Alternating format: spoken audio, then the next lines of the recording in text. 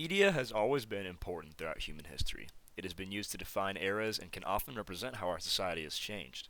The United States is no exception, and change has been rampant throughout time in America's media. Black people have always played a role in American media, but after the civil rights movement in the 1960s, representation of black people in the media changed rapidly. As people became more accepting and frankly less racist, it became possible for filmmakers to cast black people in previously white filled roles. As black people and in general minorities were given more respect in film and TV, audiences have always had varied responses. For a long time, while minorities were given more important roles, they were still generally underrepresented and underappreciated. But as time went on and more roles were given to minorities, in some specific cases, audiences gave backlash. A recent example of a controversial casting change was in 2019, when Disney announced that Hal Bailey would be playing Ariel in the live action The Little Mermaid. There was a massive amount of backlash as racist insults and comments flooded the internet. Although this was not the first time an attempt was made by a big studio to diversify a traditionally homogenous franchise, it was a blatant example of just how much backlash can be met with attempts like this. Throughout the video, I would like to answer three main questions. Those being, how does fandom respond to efforts to diversify traditionally homogenous franchises, such as The Little Mermaid? Are criticisms of diverse casting rooted in racism, nostalgia, or a combination of factors? And how do industry motivations influence the push for diverse casting in traditionally homogenous franchises?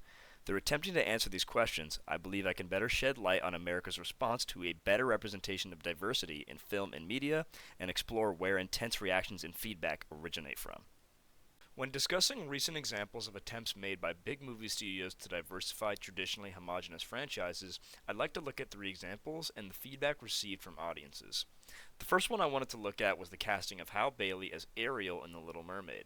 This casting was met with insane backlash from people online, as the initial trailer had 1.5 million dislikes on YouTube. Not only did it receive backlash on the trailer, but it also sparked a trending tweet that shared the hashtag #NotMyAriel on Twitter. The second example I want to look at is casting John Boyega as Finn in Star Wars The Force Awakens. There was a lot of fan outrage about Finn being a black stormtrooper, and there were a lot of extremely racist comments about how stormtroopers shouldn't be black.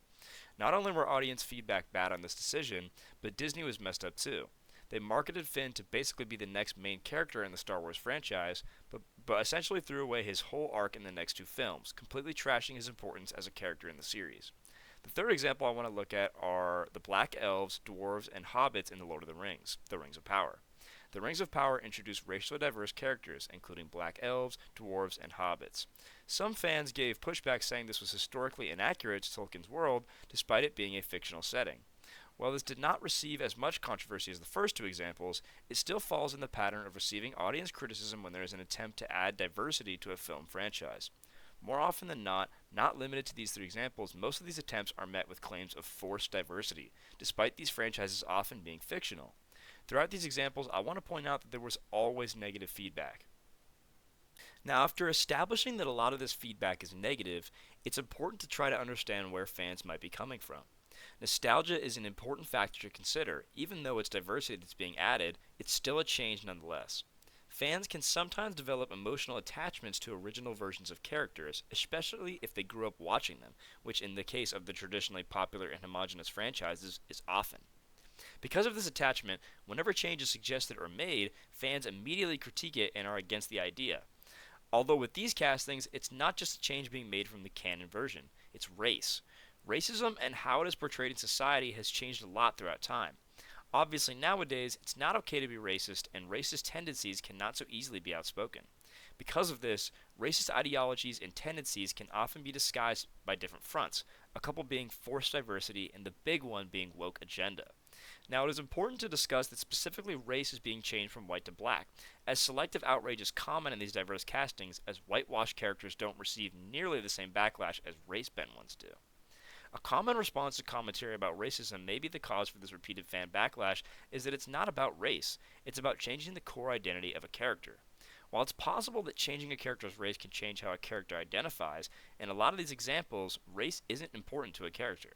Take any of the examples I gave previously, and none of their races are core to who they are as a person. And because of this fact, the argument that it's not about race usually doesn't have a lot of evidence to support that fact. Now, it's not entirely fair to say that every single diverse cast was met with extreme backlash. For example, Nick Fury being black in the Marvel Cinematic Universe was generally praised, but that is a rare exception. After discussing general feedback from audiences on these diverse castings and where it may be coming from, it's important to talk about reasoning for casting choices. While it's important for race to be better represented in media, studios are not only doing it simply just to do it. Diversity has made a massive impact and has generally been on the rise in Hollywood. But it's important to make the difference between performative diversity and meaningful inclusion. Performative diversity is when a company's efforts regarding diversity, equity, and inclusion are superficial and are more about keeping up appearances than addressing core issues. Meaningful inclusion is more about representation where it best fits and actually attempting to include unique perspectives with diversity. For a lot of Hollywood studios, especially in the past, it was common and can still be to implement performative diversity, as diversity is profitable due to expanding global audiences.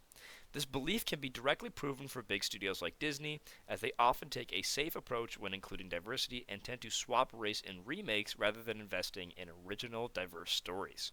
Also, controversy can fuel publicity and box office performance, as some people say all publicity is good publicity. This can be especially true if backlash is anticipated or even leveraged by studios in order to boost box office performance. In conclusion, fandom reactions can vary from diverse castings, but they are generally always met with some form of negative publicity or feedback. While nostalgia plays a role, racism is often hidden behind that curtain and seeps its way into hating on diverse castings in new Hollywood films. Industry motivations do exist for big studios and have a massive effect on how studios actually go about casting diverse roles in traditionally homogenous franchises.